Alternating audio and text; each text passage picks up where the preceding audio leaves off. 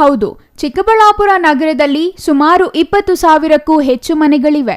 ಈ ಎಲ್ಲ ಮನೆಗಳಿಂದ ಪ್ರತಿನಿತ್ಯ ಹೊರಬಿಡುವ ತ್ಯಾಜ್ಯ ನೀರು ಒಳಚರಂಡಿ ಮೂಲಕ ಎಸ್ಟಿಪಿ ಪ್ಲಾಂಟ್ಗೆ ಸೇರುತ್ತದೆ. ಹೀಗೆ ಬಂದ ಈ ತ್ಯಾಜ್ಯ ನೀರು ಶುದ್ಧೀಕರಿಸಿ ಮರುಬಳಕೆ ಮಾಡುವ ಉದ್ದೇಶದಿಂದ ಚಿಕ್ಕಬಳ್ಳಾಪುರ ನಗರ ಹೊರವಲಯದಲ್ಲಿರುವ ರಾಷ್ಟ್ರೀಯ ಹೆದ್ದಾರಿ 44ಕ್ಕೆ ಹೊಂದಿಕೊಂಡಿರುವ ಪ್ರದೇಶದಲ್ಲಿ ಎಸ್ಟಿಪಿ ಪ್ಲಾಂಟ್ ಮಾಡಲಾಗಿದೆ. ಇಲ್ಲಿ ಪ್ರತಿನಿತ್ಯ ಬರುವ ತ್ಯಾಜ್ಯ ನೀರು ಶುದ್ಧೀಕರಿಸಿ ಮರುಬಳಕೆಗೆ ಅನುಕೂಲ ಮಾಡಿಕೊಡಲಾಗುತ್ತದೆ. ಇಲ್ಲಿಗೆ ಬರೋದೇ ತ್ಯಾಜ್ಯ ನೀರು. ಅದರಲ್ಲಿ ಅನೇಕ ರೀತಿಯ ತ್ಯಾಜ್ಯ ಇರೋದರಿಂದ ಆ ನೀರಿನಲ್ಲಿ ಚಿತ್ರ ವಿಚಿತ್ರವಾದ ಕಳೆ ಗಿಡಗಳು ಬೆಳೆಯುವುದು ಸಹಜ. ಹಾಗೆ ಬೆಳೆದ ಗಿಡಗಳು ನೀರು ಸರಾಗವಾಗಿ ಹರಿಯದಂತೆ ತಡೆಯುವಲ್ಲಿ ಯಶಸ್ವಿಯಾಗುತ್ತವೆ. ಇಲ್ಲಿಯೂ ಅದೇ ಆಗಿದ್ದು, ಈ ಗಿಡಗಳು ಬೆಳೆದ ಪರಿಣಾಮ ನೀರು ಸರಾಗವಾಗಿ ಹರಿಯದೆ ನೀರಿನ ಶುದ್ಧೀಕರಣ ತಡವಾಗುತ್ತಿದೆ. ಪ್ರತಿನಿತ್ಯ ಬರುವ ನೀರಿನ ಪ್ರಮಾಣ ಹೆಚ್ಚಿದ್ದು ಶುದ್ಧೀಕರಣ ಮಾಡುವುದು ತಡವಾದ ಪರಿಣಾಮ ಅಪಾರ ಪ್ರಮಾಣದ ತ್ಯಾಜ್ಯ ನೀರು ಶುದ್ಧೀಕರಿಸಲಾಗದೆ ಹಾಗೆಯೇ ಹರಿಸಬೇಕಾದ ಸ್ಥಿತಿ ಎದುರಾಗಿತ್ತು. ಇದಕ್ಕೆ ಕಾರಣ ಪ್ರತಿ ವರ್ಷ ತ್ಯಾಜ್ಯ ನೀರಿನಲ್ಲಿ ಬೆಳೆಯುವ ಕಳೆ ಗಿಡಗಳನ್ನು ತೆರವು ಮಾಡಬೇಕು. ಆದರೆ ಈ ಎಸ್ಟಿಪಿ ಪ್ಲಾಂಟ್ನಲ್ಲಿ ಕಳೆದ 2-3 ವರ್ಷಗಳಿಂದ ಕಳೆ ಗಿಡಗಳ ತೆರವು ಕಾರ್ಯ ನಡೆದಿಲ್ಲ. ಇದಕ್ಕೆ ಕಾರಣ ಕಳೆದ 2 ವರ್ಷಗಳಿಂದ ಚಿಕ್ಕಬಳ್ಳಾಪುರ ನಗರಸಭೆಯಲ್ಲಿ ಆಡಳಿತ ಮಂಡಳಿ ಇಲ್ಲವಾಗಿದ್ದು ಅಧಿಕಾರಿಗಳೇ ಎಲ್ಲವೂ ಆಗಿದ್ದರು. ಹಾಗಾಗಿ ಈ ಎಸ್ಟಿಪಿ ಪ್ಲಾಂಟ್ ಶುದ್ಧೀಕರಣ ಎಂಬುದು ಅಧಿಕಾರಿಗಳ ಗಮನಕ್ಕೆ ಬಂದಿಲ್ಲ. ಪರಿಣಾಮ ಕಳೆ ಅತಿಯಾಗಿ ನೀರು ಹರಿಯಲು ಅಡ್ಡಿಯುಂಟಾಗಿದೆ.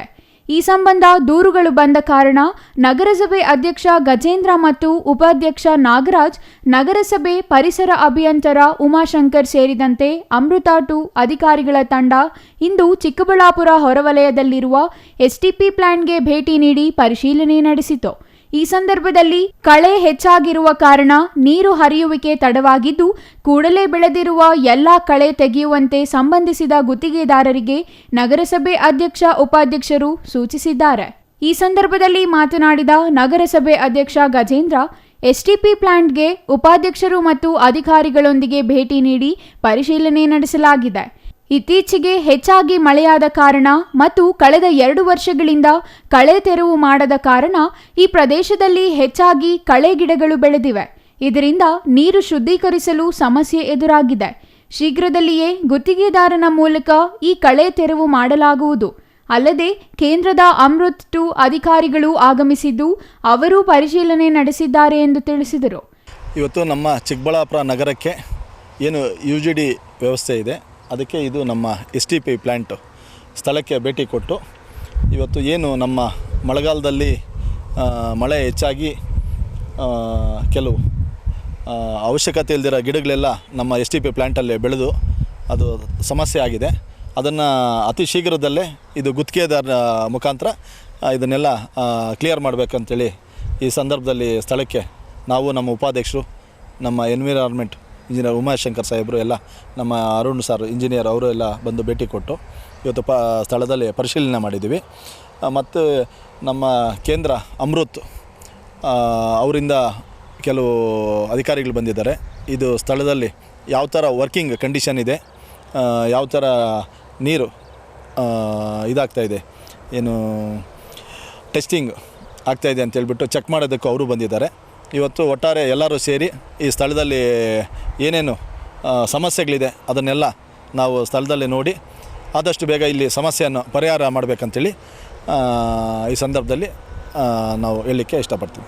ಇನ್ನು ನಗರಸಭೆ ಪರಿಸರ ಅಭಿಯಂತರ ಉಮಾಶಂಕರ್ ಮಾತನಾಡಿ, ಅಮೃತ್ 2ನಿಂದ 2 ಇಂಜಿನಿಯರಿಂಗ್ಗಳು ಬಂದಿದ್ದಾರೆ.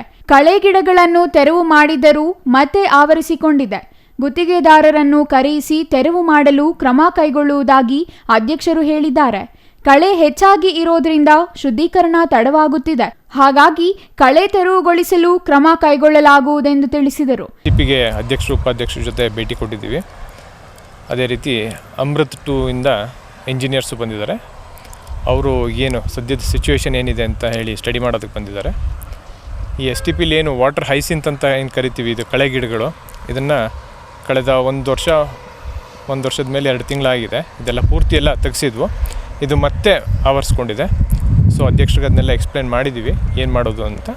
ಅದು ಇವತ್ತು ಗುತ್ತಿಗೆದಾರರನ್ನು ಕರೆಸಿ ಅದ್ರ ಬಗ್ಗೆ ಒಂದು ತೆರವುಗೊಳಿಸೋದಕ್ಕೆ ಒಂದು ಕ್ರಮ ಕೈಗೊಳ್ತೀವಿ ಅಂತ ಹೇಳಿದ್ದಾರೆ.